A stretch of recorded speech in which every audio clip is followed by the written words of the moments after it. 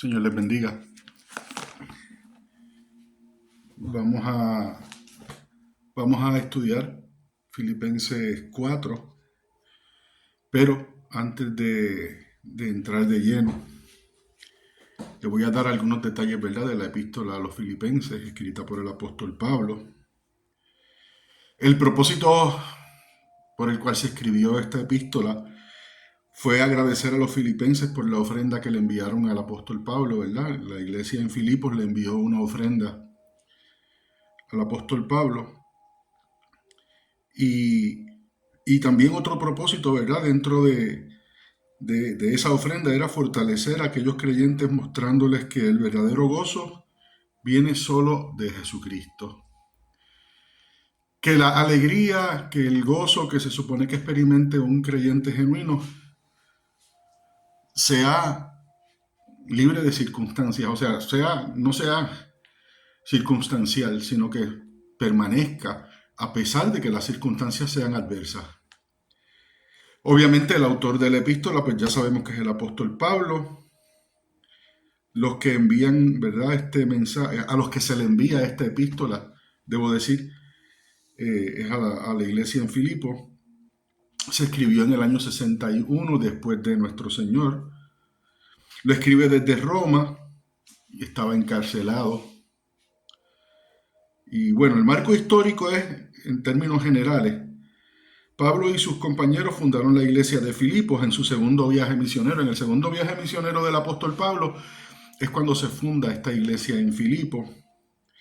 Esta fue la primera iglesia establecida, ¿verdad?, en el continente europeo. Eso es un detalle importante, que del continente europeo, Filipos, la iglesia de a los filipenses, ¿verdad?, fue la primera en Europa fundada. Dice aquí, la iglesia de Filipos había enviado un regalo con Epafrodito, que es la persona que trae la ofrenda y se le entrega al apóstol Pablo, uno de sus miembros, para ser entregado a Pablo, quien estaba encarcelado en Roma en ese tiempo. El apóstol les escribió esta carta para agradecerles su regalo y alentarlos, obviamente, en su fe. Y el versículo clave es: regocijaos en el Señor siempre. Otra vez os digo, regocijaos. Eso, en términos muy generales, son algunos datos importantes de la epístola a los filipenses. Así que vamos a entrar de lleno entonces al capítulo 4, que es ¿verdad?, el que me interesa compartir con vosotros. No lo vamos a poder, ¿verdad?, estudiar totalmente en el ratito que vamos a estar juntos, pero sí vamos a ver hasta dónde llegamos, ¿está bien? Dios les bendiga, pero antes vamos a orar. Padre, te damos gracias porque sabemos que estás con nosotros, porque sabemos que tú nos vas a ayudar y nos vas a dar claridad de pensamiento y te vas a glorificar en el trabajo que debemos de realizar, un trabajo sencillo, humilde, Señor, pero lleno de tu gracia y tu misericordia. Así que glorifícate, Señor, en medio de la imperfección de tu siervo. Y ilumina, Señor, sin duda ilumina el corazón de aquellos que escuchan este mensaje, que aquellos que leen también la palabra, Señor, sean iluminados y sean ungidos con aceite, Señor, tuyo. Úngenos, Señor, y ayúdanos a entender tu palabra que es viva y eficaz. En el nombre de Jesús. Amén. Filipenses 4. El título de mi Biblia dice: regocijaos en el Señor siempre. Así que, hermanos míos, amados y deseados, gozo y corona mía, estar así firmes en el Señor, amados. Ese es el versículo 1. Vuelvo a leerlo. Así que, hermanos míos, amados y deseados, gozo y corona mía. Y lo dice así, ¿verdad? Porque si hay una iglesia que Pablo tiene un cariño especial, es a Filipos. Porque la iglesia de los filipenses no era una iglesia rica, no era una iglesia con muchos recursos y con mucha abundancia, ¿verdad? Y sin embargo, en más de una ocasión había ayudado al apóstol y lo había asistido. Y por eso el apóstol se refiere a ellos con tanto cariño, ¿verdad?, y afecto. Les dice: hermanos míos, amados y deseados, porque Pablo no está hablando en un vacío, Pablo está hablándole a unas personas que ya anteriormente le habían mostrado su amor, su cariño, y él no tiene otras palabras que no sea decirles amados, ¿verdad? Y deseados. Gozo y corona mía, les elogia, y sabe el apóstol que se está dirigiendo a un grupo de personas que son fieles a él, que han sido fieles a él en otras ocasiones. Ahora, esta parte me llama mucho la atención, ¿verdad? Es la segunda parte del versículo 1 del capítulo 4 y dice, estad así firmes en el Señor, amados. Y ahí sí vale la pena detenerse un poco, porque Pablo sabe que está hablando con gente que le ha sido fiel, con personas que son creyentes verdaderos, genuinos creyentes, que lo demuestran con su conducta, que lo demuestran con sus actos. Y él los elogia y le dice, amados, deseados míos. Tiene palabras muy hermosas como dijimos ahorita, pero al mismo tiempo ejerce un comentario pastoral, ¿verdad? Una exhortación pastoral. Estad firmes, estad así firmes en el Señor. ¿Y por qué yo creo que es importante o por qué yo pienso que debemos dedicarle, ¿verdad?, alguna observación? Bueno, porque, amados míos, la aspiración de todo pastor es que las ovejas que él discipuló, que él pastoreó, estén firmes. Estar firmes en el Señor no siempre es un ejercicio fácil. En el camino de la fe, en el camino del creyente, se va a encontrar y nos encontramos con diferentes situaciones adversas. Situaciones de salud, situaciones familiares, situaciones en el trabajo y tormentas y diluvios en nuestro corazón. Y es importante que nunca perdamos el foco. Yo sé que son muchas las tentaciones y que uno constantemente tiene que estar luchando contra la concupiscencia y contra tantos elementos para mantenernos firmes, para mantenernos caminando por esa ruta que el Espíritu Santo ha trazado a nuestras vidas. Y Pablo sabe que son gente de buen testimonio, pero al mismo tiempo le está diciendo, independientemente que ustedes sean amados por mí, deseados por mí, gente buena, quiero que sepan que tienen que estar firmes en el Señor y que uno de los anhelos de su corazón debe ser estar firmes en el Señor. Estar así firmes en el Señor. El versículo 2 dice así, ruego a Evodia y a Síntique que sean de un mismo sentir en el Señor. ¿Y por qué él tiene este pequeño paréntesis? Bueno, porque estas dos personas eran líderes de aquella iglesia, la iglesia, ¿verdad?, en ese tiempo, y habían sido colaboradoras de Pablo. Y ahora Pablo se acaba de enterar, no da el detalle, pero se ha enterado que hay problemas entre estas dos hermanas. Y Pablo aprovecha, ¿verdad?, la introducción en la epístola para dejarles saber, miren, arreglen su asunto. Las diferencias que ustedes puedan tener tienen que arreglarlas ya. Y por eso, ¿verdad?, les dice, ruego a Evodia y a Síntique que sean de un mismo sentir en el Señor. Asimismo te ruego también a ti, compañero fiel, que ayudes a estas que combatieron juntamente conmigo en el Evangelio. Mucho se ha especulado a quién se dirige Pablo y a quién se refiere Pablo cuando hace esta exhortación, ¿verdad? Dice, asimismo te ruego también a ti, compañero fiel, que ayudes a estas que combatieron juntamente conmigo en el Evangelio. Aquellas que me ayudaron, yo necesito que tú me ayudes a que arreglen el problema, que la diferencia que tienen que corregirla ya. Y te ruego a ti. Y hay, ¿verdad?, discusión sobre a quién se refería, porque la epístola está dirigida a los filipenses, no a una persona en específico. Pues se piensa que es el mismo Epafrodito, que fue la persona que trajo, ¿verdad?, de allá de Filipos la ofrenda. Probablemente el apóstol le está diciendo a Epafrodito: gracias por la ofrenda, gracias por venir, quiero que me ayudes con este asunto de Síntique y Evodia. Necesito que me ayude para que estas muchachas no se salgan del camino, se mantengan, ¿verdad?, útiles para la obra del Señor.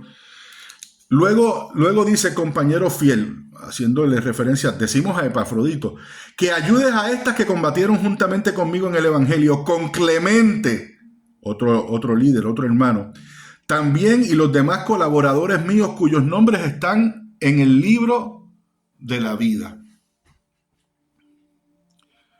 Ayúdame a discipular.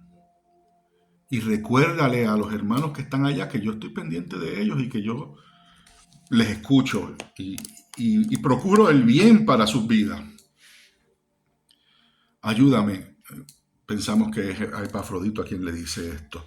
Ahora viene lo bueno, ahora se pone interesante esta historia. Versículo 4 dice: regocijaos en el Señor siempre. Otra vez digo, regocijaos. De este versículo se han hecho muchas predicaciones. Pablo le invita a la iglesia en Filipos a que, dentro de su experiencia como iglesia, dentro de su experiencia como creyentes, se regocijen. Que encuentren un motivo para celebrar su identidad como cristiano.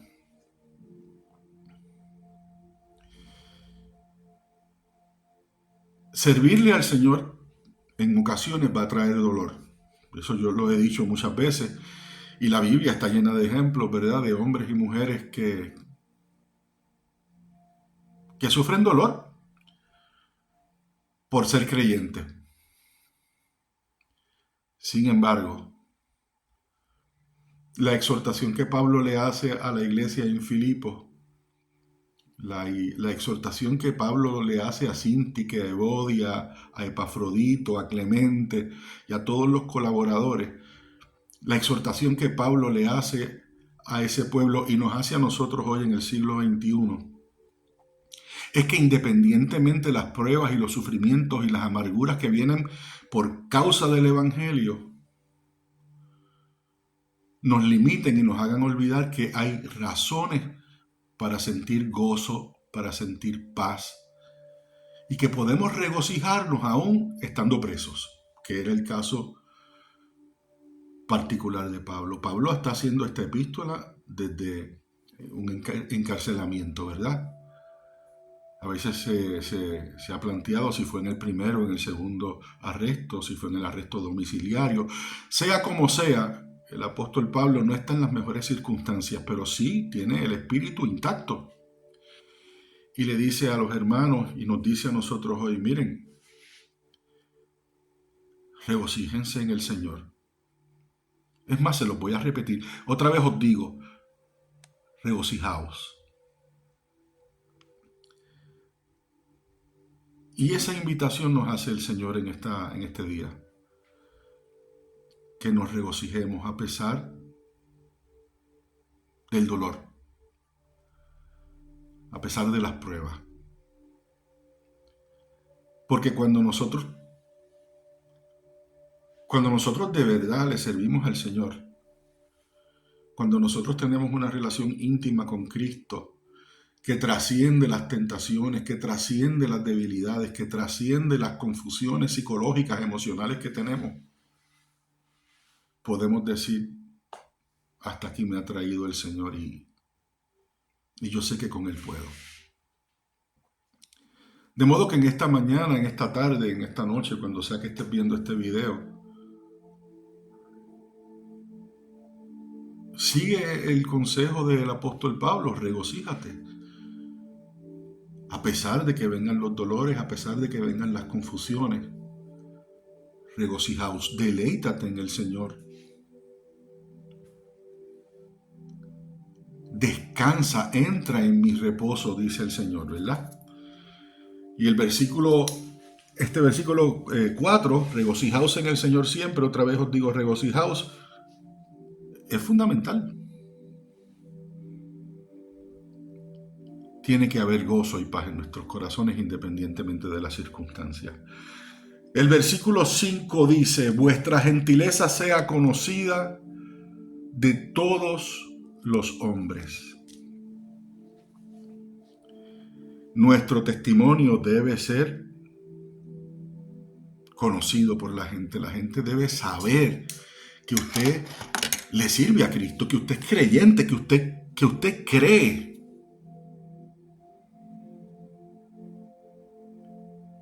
Que usted es hijo o hija de Jesucristo.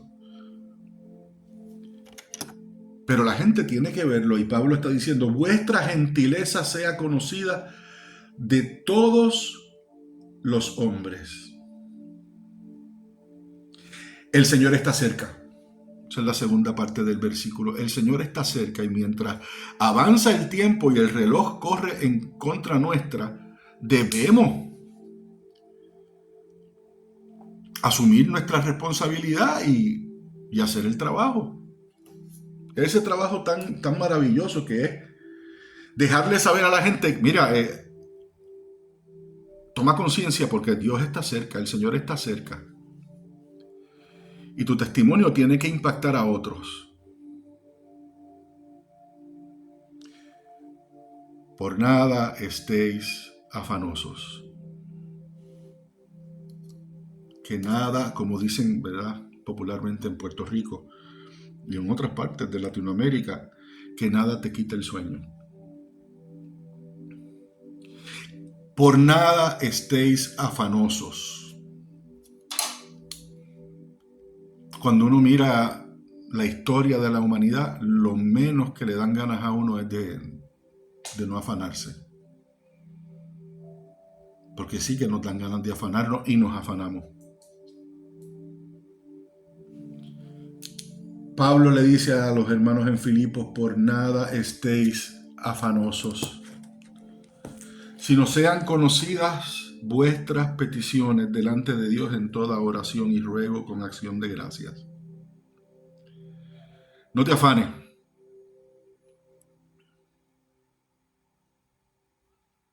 Sino todo aquello que te afana, todo aquello que atenta contra tu paz espiritual, ponlo delante del Señor. Si no sean conocidas vuestras peticiones delante de Dios. Si tú tienes un afán, si tú tienes un problema, si tú tienes una situación y crees en Cristo Jesús y sabes que Cristo Jesús es Dios, pues búscalo. Búscalo. Y plantéale tu situación, pero cruzándote de brazos espiritualmente no vas a lograrlo.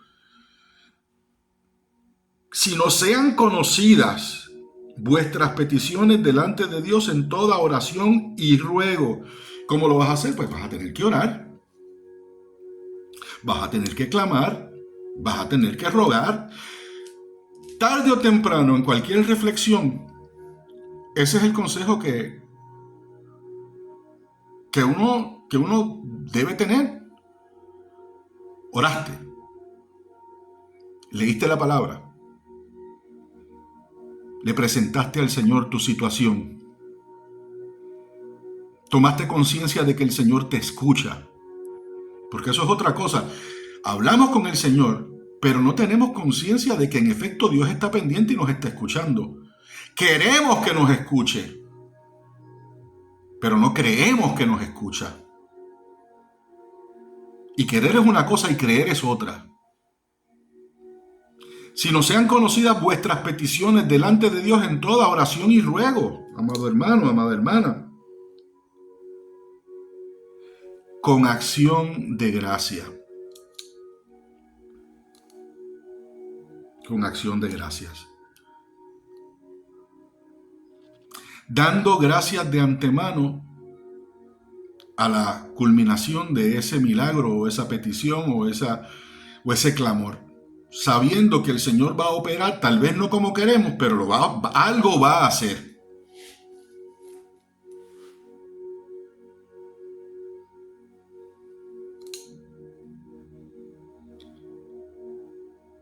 Versículo 7, que es maravilloso. Y la paz de Dios, que sobrepasa todo entendimiento, guardará vuestros corazones y vuestros pensamientos en Cristo Jesús.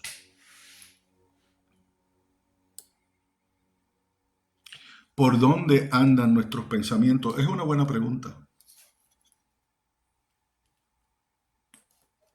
¿Por dónde andan nuestros pensamientos? ¿En dónde está nuestro corazón? ¿Somos rehenes de las circunstancias? Porque el Señor en este día nos está diciendo, no seas rehén.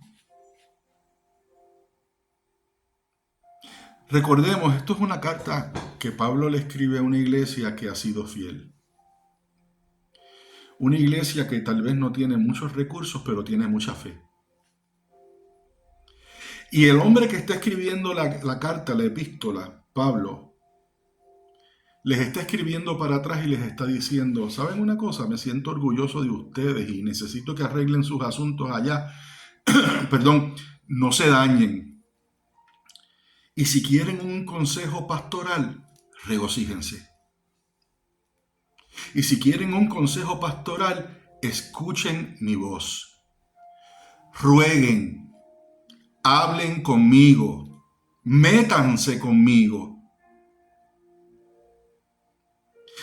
Porque, amado hermano, hermana, la gente va a pensar que estás loco o estás loca. Porque cuando se vea el fruto del gozo, de la alegría, la gente va a decir, ¿cómo es posible que ese hermano, que esa hermana pueda tener gozo, pueda tener paz? El versículo 7 lo explica, y la paz de Dios que sobrepasa todo entendimiento, el mundo no lo puede entender. Y yo me pregunto si hoy tú puedes entender esto que te estoy diciendo, que puedes tener paz. Más allá del entendimiento humano, más allá de la razón humana, tú puedes tener paz. Y la paz de Dios que sobrepasa todo entendimiento guardará vuestros corazones. Tu corazón está guardado en las manos del Señor. Tú eres como un polluelo bajo las alas de la gallina. Allí descansa tu corazón. El enemigo de las almas lo que quiere es que salgas de debajo de sus alas, de las alas del Señor.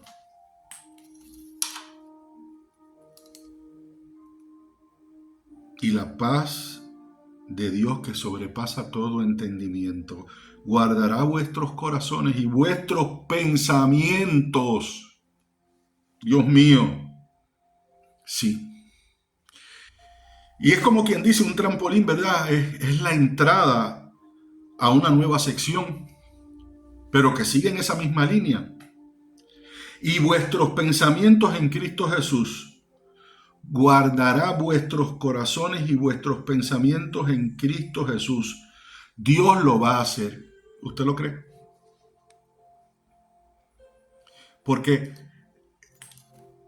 el escenario en donde se dan las batallas más fuertes es en nuestro cerebro, en nuestra mente, en nuestros pensamientos. Allí se dan unas batallas horribles. Porque por un lado estás jalando la carne, por otro lado estás jalando el mundo, por otro lado, ¿verdad? Estamos escuchando el murmullo de Satanás. La concupiscencia en nosotros, nuestra naturaleza no nos ayuda y nuestros pensamientos se pierden. Sin embargo, el apóstol le está diciendo a los hermanos en Filipos y te está diciendo a ti hoy en el siglo XXI, guarda tus pensamientos y confía en mí. No es fácil, pero no es imposible. Y vamos a esta sección y con esta sección terminamos. Lo vamos a dejar ahí. Son 2 versículos. Dice, por lo demás, Estoy en el versículo 8. Por lo demás, hermanos, todo lo que es verdadero, todo lo que es verdadero, todo lo que es de Dios, todo lo honesto, y no hay nadie más honesto que Jesucristo, todo lo justo, todo lo puro, todo lo amable, todo lo que es de buen nombre, si hay virtud alguna, si algo digno de alabanza, en esto pensad. Sí, yo reconozco que nuestros pensamientos muchas veces vuelan a unos parajes extraordinariamente oscuros. La oscuridad muchas veces domina nuestros pensamientos y es horrible. Pero aquí el apóstol nos da una lista que hasta cierto punto parecen hasta atributos del Señor, ¿verdad? Y que nosotros debemos emular. Por lo demás, hermanos, todo lo que es verdadero, todo lo honesto, todo lo justo, todo lo puro, todo lo amable, todo lo que es bueno, si es digno de alabanza, si hay virtud, piensa en eso, no pienses en más nada. Si te pasas el día pensando en X, Y, Z, que no tiene que ver con Dios, el resultado usted sabe cuál va a ser.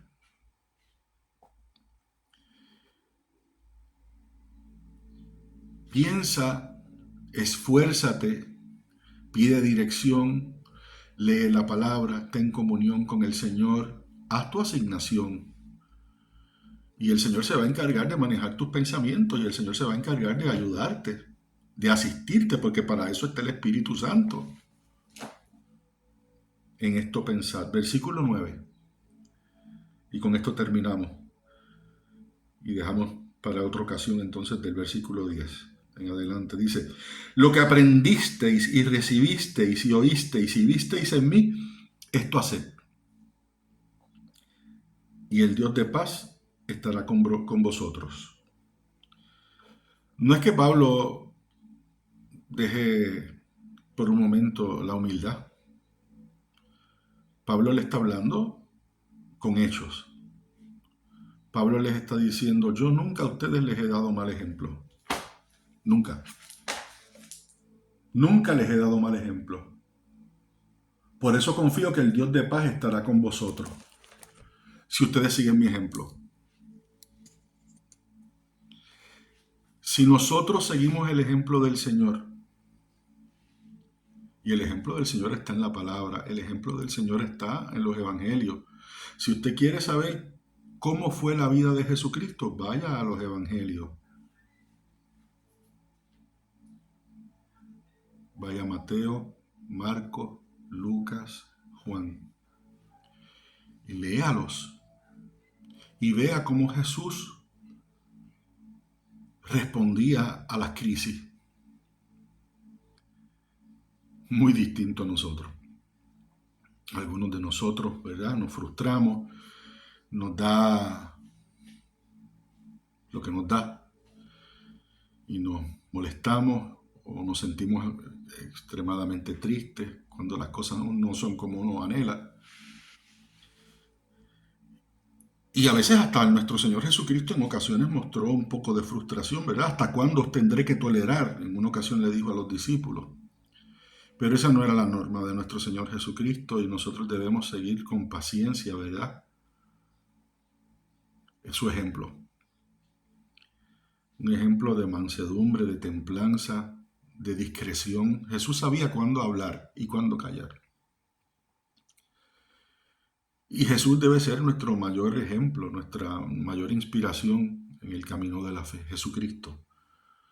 Yo sé que el apóstol Pablo dio ejemplos maravillosos de lo que es la fe y de lo que es ser un genuino creyente. Y aquí se lo está diciendo a ellos, ¿verdad? Le está diciendo a la iglesia en Filipos, sigan mi ejemplo. Y muy bien, porque él dio un buen testimonio. Pero no hay ejemplo como el de Jesús. Es que no lo hay. Jesús de Nazaret, ni todos los profetas juntos.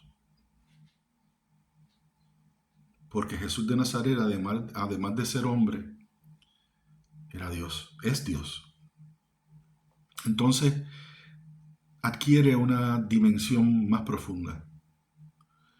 Y hoy el Señor nos está invitando a que pensemos en las cosas que solamente vienen de Él, que nos mantengamos fieles a eso, que nos esforcemos y seamos valientes, y que dejemos que el Espíritu Santo hable a nuestros corazones, para que Dios se glorifique, ¿verdad? Fíjense cómo termina el versículo 9. Y el Dios de paz estará con vosotros. Y esto es una opinión muy personal mía, yo no creo que Dios quiera necesariamente que nosotros seamos felices. Y alguien se va, no se escandalice, déjeme terminar. Yo no creo, vuelvo y lo repito, que Dios necesariamente quiere que usted sea feliz. Porque la felicidad es circunstancial. Usted la tiene hoy, ahora, y según vayan cambiando las circunstancias, usted la deja de tener. Pero sí pienso que Dios quiere que nos regocijemos, que tengamos el gozo de Él que es permanente. Y de la mano con su gozo, Dios anhela para nuestras vidas que tengamos paz. Usted puede tener una alegría que le dure hasta una semana, pero en algún punto se va a acabar. La paz del Señor perdura para siempre, porque no depende de las circunstancias. Y la lección hasta este momento para la iglesia en Filipos es: gracias por la ofrenda, yo los amo mucho, arreglen sus asuntos personales allá y sigan mi ejemplo. Hasta aquí, eso es un resumen, ¿verdad? Bastante rápido. Pero en términos generales es eso, ¿verdad? Es una carta pastoral de un hombre que tampoco está en las mejores circunstancias, de un hombre que está, como ya usted sabe, está encarcelado, está preso, con cadenas, con gente, con soldados velándolo, con privaciones. Dios, yo pienso que el Señor, ¿verdad?, anhela que nosotros en el día de hoy meditemos profundamente sobre lo que Él aspira para nuestras vidas, que no es otra cosa que bendecirnos. Y vamos a tener que luchar, vamos a tener que ser, ¿verdad?, valientes y tener fe y hacer nuestra asignación y orar y leer la palabra y escudriñar la Escritura. Porque ese mensaje que el apóstol Pablo tiene para la iglesia en Filipos es el que tiene para nosotros hoy acá, ¿verdad?, en este siglo.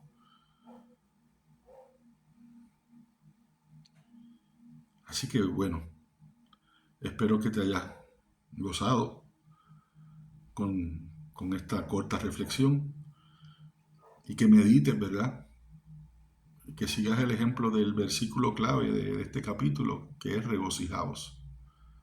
O del libro, ¿verdad? Esta epístola le llaman la epístola del gozo, porque es un vivo ejemplo de cómo uno puede tener el gozo del Señor independientemente de las circunstancias. Piensa en todo lo honesto, piensa en todo lo bueno, piensa en Cristo. Esfuérzate y piensa en Cristo. Dile al enemigo, dile a tu carne, dile al mundo: yo gobierno mi voluntad no la gobierna nadie que no sea yo y Cristo y el Espíritu Santo en mí. Y verás la diferencia. Bueno, pues que tengas un hermoso día, ¿verdad? Recibe un abrazo mío de parte de acá, de nosotros en Puerto Rico. Y regocíjate, que haya paz en tu corazón.